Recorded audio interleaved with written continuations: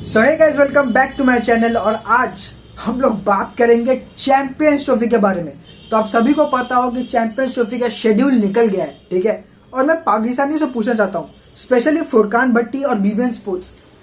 यार, इन लोगों ने कहा था ना कि चैंपियंस ट्रॉफी तो जी पाकिस्तान में ही होगा, इंडिया को आना पड़ेगा। उसका कुछ क्या हुआ? कुछ हाइब्रिड मॉडल हो गया क्या? चलो, इसके ऊपर बात ही नहीं करते। इन लोगों के ऊपर, ये लोग दो कौड़ी के इंसान है, ठीक है। इन लोगों पर बात नहीं करेंगे। मेन टॉपिक पे आते हैं। चैंपियंस ट्रॉफी का शेड्यूल आउट हो गया, ठीक है। और इंडिया के ग्रुप में है इंडिया, न्यूजीलैंड, पाकिस्तान और बांग्लादेश, जो कि ग्रुप ए है। और ग्रुप बी में मेरे को लगता है सबसे तगड़ा ग्रुप है, ठीक है। क्योंकि देखो, उसमें है साउथ अफ्रीका, इंग्लैंड, फिर अपना और ऑस्ट्रेलिया, फिर अफगानिस्तान, ठीक है।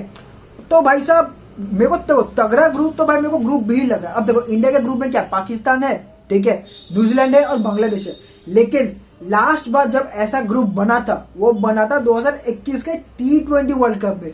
वो भी था दुबई में, ठीक है। तो अगर हम लोग हिस्ट्री को रिकॉल करें तो भाई साहब इतना अच्छा नहीं है। इतना भी क्या, बिल्कुल भी अच्छा नहीं है। लेकिन इसमें एक पॉजिटिव नोट जो है वो ये है कि वो था T20 और ये है ODI। और आप लोग को पता है, देखो, मेरे को भी कहीं ना कहीं लगता है कि भाई T20 में पाकिस्तान 50-50 है, लेकिन ODI में भाई हम लोग ही सुपीरियर है पाकिस्तान से, ठीक है ना। मतलब ऑन द पेपर और प्रैक्टिकलिटी में अगर हम लोग देखें तो हम लोग पाकिस्तान से बहुत अच्छा खेलते हैं ODI। और रहा न्यूजीलैंड और बांग्लादेश, देखो, न्यूजीलैंड से भाई हम लोग को थोड़ा बच के रहना पड़ा, क्योंकि लोग जब जब इंडिया के साथ खेला है हम लोग को भाई नाको तले चने चबा देते इन्होंने, ठीक है। और वहां से बांग्लादेश, वो भी उभर रहा है, अच्छा खेल रहा है, ठीक है। हालांकि श्रीलंका को मिला था कि श्रीलंका को खिलाना चाहिए था, लेकिन भाई वही थोड़ा ऊपर नीचे हुआ पॉइंट्स टेबल पे, तो बांग्लादेश क्वालिफाई कर लिया। अब मेन बात यह है कि देखो, हाइब्रिड मॉडल हो रहा है चैंपियंस ट्रॉफी, ठीक है। उसके ऊपर से इंडिया के सारे मैचेस होंगे दुबई में।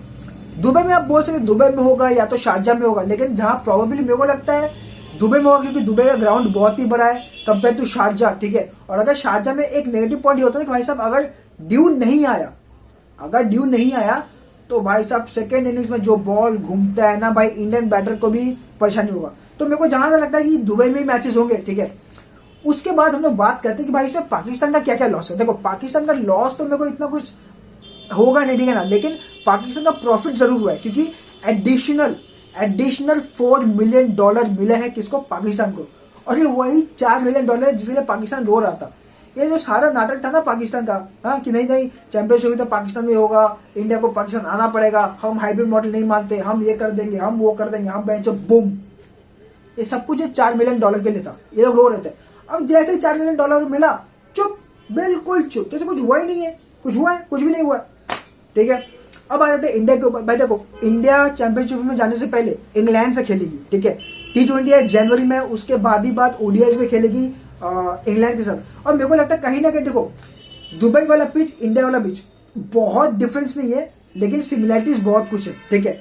तो मेरे को लगता है कि कहीं ना कहीं इंडिया को बहुत एक अच्छा प्रैक्टिस भी मिल जाएगा। और इंग्लैंड से आने का फायदा, इंग्लैंड से खेलने के अगेंस्ट में फायदा क्या होगा ना, कि हम लोग एक कॉम्पिटिटिव साइड के साथ खेलेंगे। बांग्लादेश, श्रीलंका के साथ क्योंकि कोई फायदा नहीं है, ठीक है ना। क्योंकि अगर हम उन लोगों के साथ खेलेंगे तो हम लोग साला उन लोग के लेवल तक पहुंचेंगे। तो ये अच्छा बात है कि भाई साहब हम लोग इंग्लैंड के साथ खेल ले, साउथ अफ्रीका, ऑस्ट्रेलिया, इन लोगों के साथ खेलना अच्छा होता है, ठीक है ना। क्योंकि हम लोग अभी ऑस्ट्रेलिया के साथ खेल रहे, इसलिए ऑस्ट्रेलिया के साथ ODI नहीं खेलेंगे अभी, तो इसलिए हम लोग इंग्लैंड के साथ खेलेंगे। और मेरे को लगता है कहीं ना कहीं अच्छा है, ठीक है। अब जो मेन बात है वो है स्क्वाड के बारे में। देखो, स्क्वाड बहुत ही इंपॉर्टेंट है, ठीक है।